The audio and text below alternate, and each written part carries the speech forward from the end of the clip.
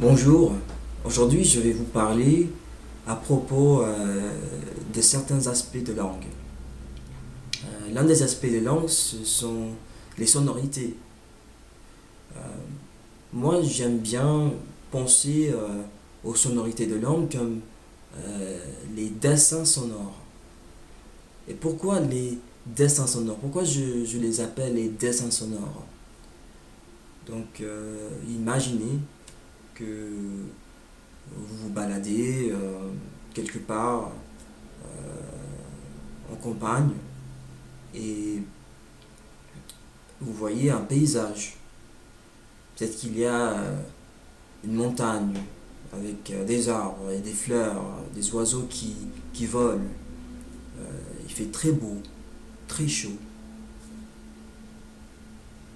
Donc, avec les mots, on peut, on peut avoir un paysage, une sorte d'un paysage.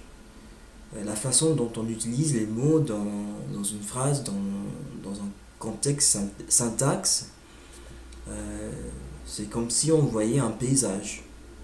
La façon dont la personne vous parle, vous décrit euh, ce qu'il expérimente, en fait, c'est comme vous voyez un paysage. Donc, j'aime bien appeler les sonorités les dessins sonores. Bon, je ne sais pas si c'est un terme correct dans le monde linguistique, mais c'est ce qui m'aide à bien comprendre la fonctionnalité des mots. Euh, Comme peut-être que vous pouvez deviner, la langue française n'est pas ma langue maternelle. Ma langue maternelle est l'anglais. Donc moi je cherche encore des mots, donc je m'excuse, mais j'ai arrivé à parler le français à travers des petits trucs comme euh,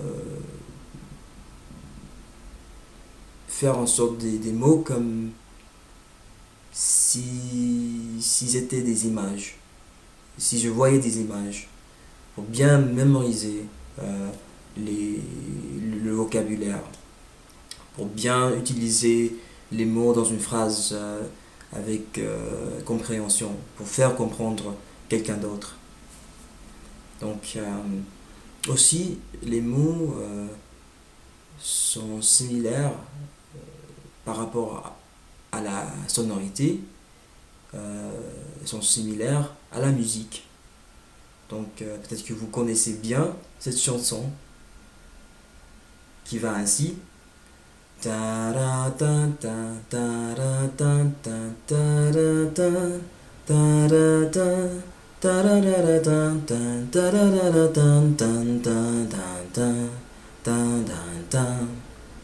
Donc, la chanson sur Jacques se compose des mots et des sons. Donc, les sons sont limités pour faire d'une chanson et les mots donnent le sentiment qu'exprime la chanson. Donc, la musique est similaire aux langues parce que une langue d'elle-même se compose euh, des sons limités, d'un vocabulaire limité.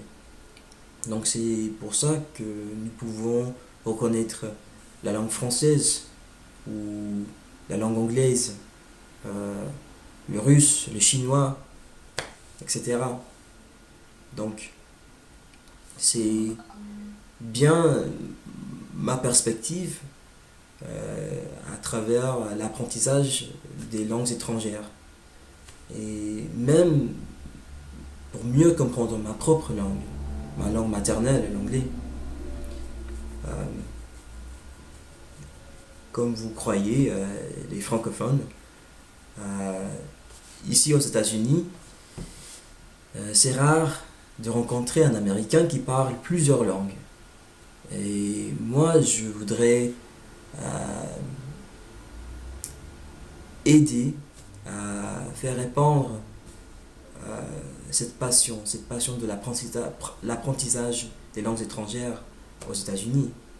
Donc si je peux faire en quelque sorte un projet pour aider quelqu'un, les amateurs de langue, ceux qui sont passionnés des langues étrangères, des langues en général, la linguistique, que ce soit, je voudrais bien partager ma propre expérience si euh, ça peut aider quelqu'un d'autre.